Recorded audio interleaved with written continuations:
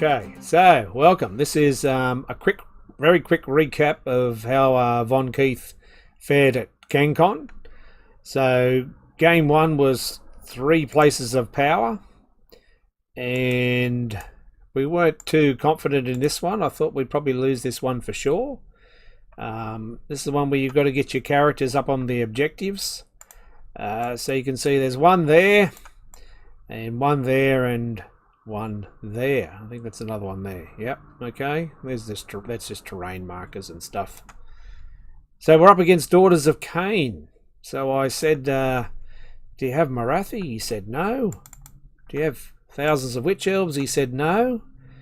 But he had lots and lots of the snakes. So as you can see, look, there's lots and lots of snakes here. I have no idea what these snakes do. But anyway, I found out pretty quickly they tend to not die. So that was the story of game one.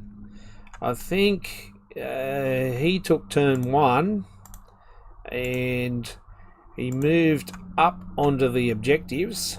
I think the Medusa was up here and took over this objective, or got close to it.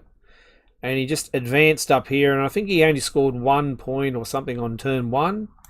And then I was hoping to maybe get a double turn, but I don't think that happened.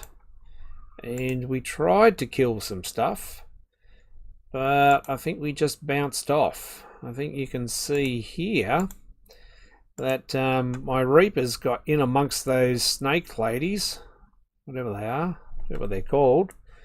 Anyway, Von Keith got stuck into them, and that was the end of it. Better part of Valor. So you've got to go and grab those other objectives, and you can burn them, I think, at any time and score points and so on. So we were up against Matt Campy and his undead. He had Nagash. And he had a bunch of Black Knights and a bunch of skeletons, and he had the Death March. So he marched up onto us. So you can see there is Nagash, and he had the Black Knights on his right flank there. So he had his Black Knights and his Vampire and Nagash in the middle, and then his skeleton strung out across the table there. So he was quite weak on that left-hand objective, his objective. So you can see I've cunningly put the Coven Throne up there because it's very fast. And the Coven Throne is going to fly up here and attack these skeletons with some outflanking Reapers. And that's pretty much the tale of the game. There was a big standoff here, and his Black Knights got stuck into my Black Knights. And because there was so many grave sites about the place, that not many Black Knights died on either side. So, is that the same picture? So that's the same one. And then, what else can I show you? There's another view of it. Alright, so you can see there's Nagash in the middle there.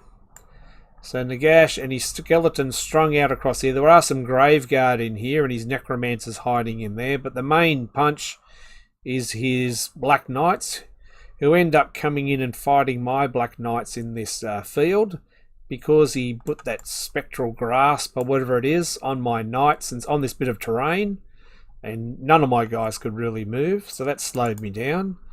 So I had to attack on the other flank, and luckily he was weak on the other flank, and the Gash sort of took a central position, which stopped most of my spell casting, and we were pretty stuck.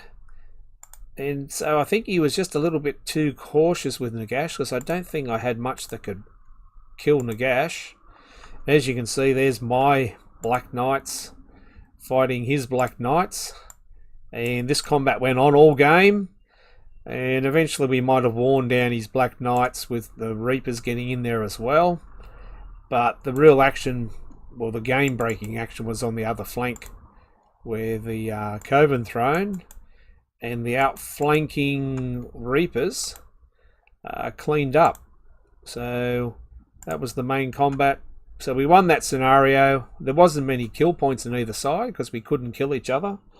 with all the grave sites and everything happening.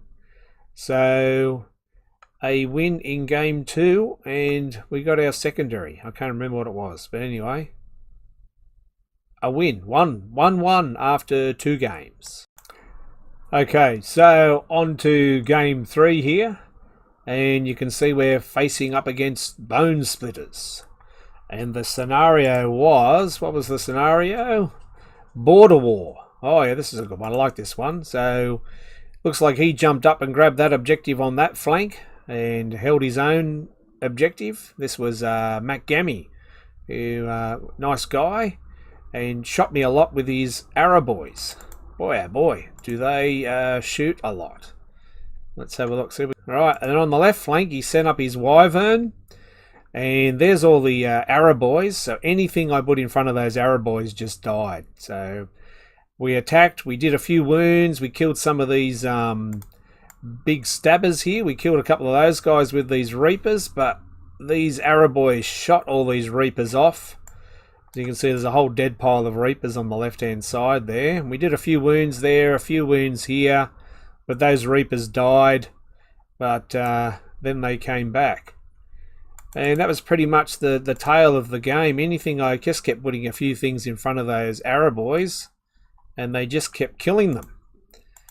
So not much you can do about that. So the arrow boys dominated this objective on the left-hand side, but we managed to hold the one in the middle. And I think eventually we got the one back on the right-hand side. So we got ahead, and we just kept cycling the Reapers into the battle. There's a picture on the right-hand side. So we killed these ball boys, and we killed these guys with the Black Knights. Came and took care of these guys, or held them off, and we managed to outnumber on that right-hand objective. So that was pretty much that game. We won that one, got our secondary, and we marched on to day 2. Thanks for the game, Matt. Okay, so game 4. Was against Matt Jan's Flesh Eater Courts. So he had a couple of big zombie dragons, or terrorgeists and ghouls, and all these guys that do two or three damage when they attack and everything. So we moved up and added a bit of a screen.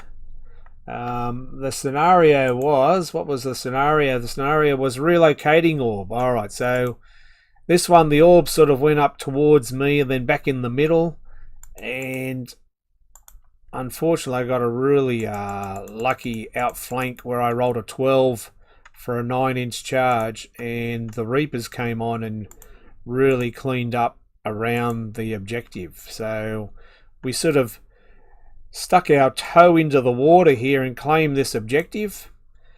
And then these guys moved up and started killing guys on the objective, but not enough. And then we counterpunched with these Reapers, and we outflanked over this side because the orb, the little running man, went this way, that way, and then back over here. So the orb ended up around here, right near his lines, but these guys had gone forward by then. And then we had some outflanking Reapers came on there, rolled a 12-inch charge, and pretty much that was game over. So we jagged another win, luckily, with the location of the orb and a 12-inch charge. So we're sitting good. 3 games, and we only lost the first one. 3 wins and 1 loss. So go Von Keith. Okay, so game 5. Game 5. And we're playing, what are we playing? We're playing Knife to the Heart. Okay, so we're playing against Lockie's Daughters of Cain. So another Daughters of Cain, and the special trick with this Daughters of Cain was they could teleport. So we had to protect our objective while trying to get their objective. So it was a bit difficult. We could, I had 1 unit of Reapers outflanking to try and threaten his objective, but I had to hang on to my objective to stop him taking it. So it was a bit of a standoff for a couple of turns, and not much happened for a little while. And you can see that this cauldron here, the Black Knights went in and cleaned up a lot of the screen and tagged a few things and tagged this altar, whatever you call them, this thing with the big avatar on it, and that chopped up all these knights and killed them. So I think this was his general who could allow the teleport. So he came forward to try and kill Isabella von Keith, the vampire who was hiding here, which was a stupid spot to put her. But anyway, after he finished with these knights, he came around here and killed her. But then we counterpunched with the Reapers that were holding our objective. And he had left his objective unsecured up the back here. You can just see it. These dogs ran all the way around to try and threaten his objective. And if I'd got a double turn at one stage, I might have got a cheeky win there. But he got the turn, and then he sent his Doomfire Warlocks across and finished them off. It was a bit of a to and fro for a while. And then he realised that I was going to get close to his objective. So he threw some Witch Elves right up the middle into my lines. But by that time, I had resurrected the Black Knights, and they managed to hold my objectives, while the Reapers were going to go and take his. So it was another major win, and we got our secondary as well, and that was the end of that game. So we were up with 4 wins and 1 loss, and we'd got all our secondaries. So on fire, the Von Keiths were on fire. Okay, and then we're on to game 6. So this is against James Morehouse's Phoenix Guard. And as you can see, there's 30 Phoenix Guard here. Whoops. 30 Phoenix Guard that came and took the center objective.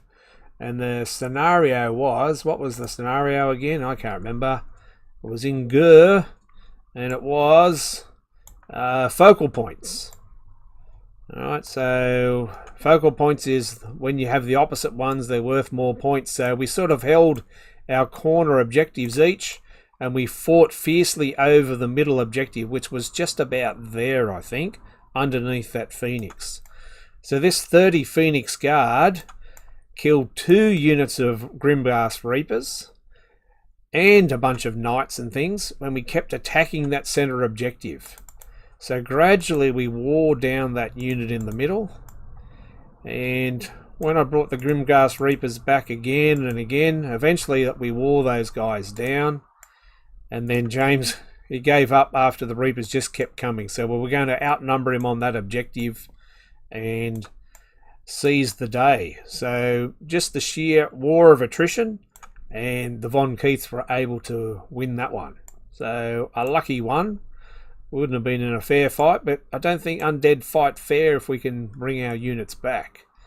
So that was it. We ended up 5-1, got all the secondaries and so on, and we there was a bit of a mix-up with the results.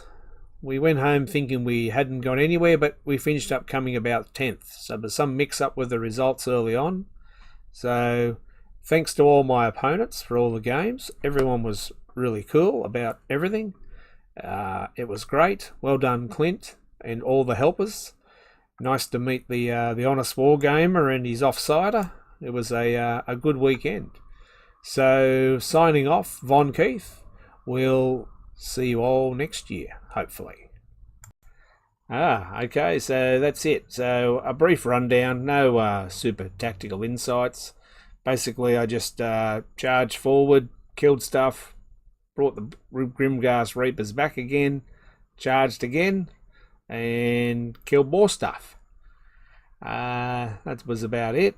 Fantastic armies on display. All my opponents' armies were brilliantly painted. It was a pleasure to play them. It was fantastic. Thanks to Clint and all the helpers.